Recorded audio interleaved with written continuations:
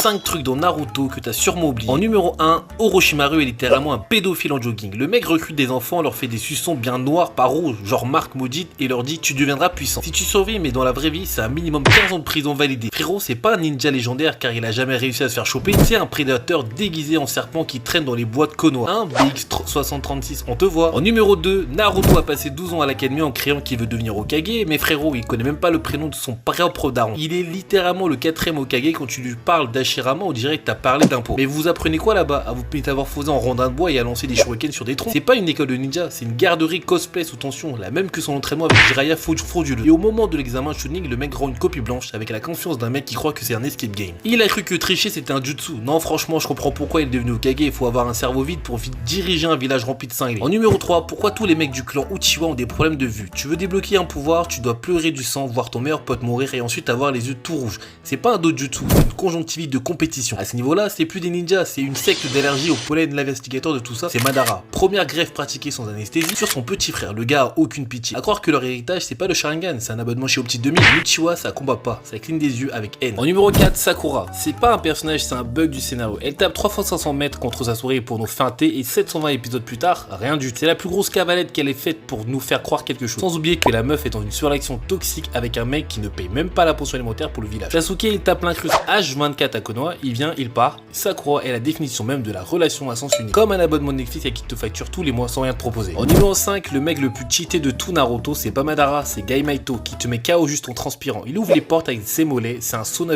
humain le type. C'est pas un ninja, c'est un abonnement Basifit. Abonne-toi.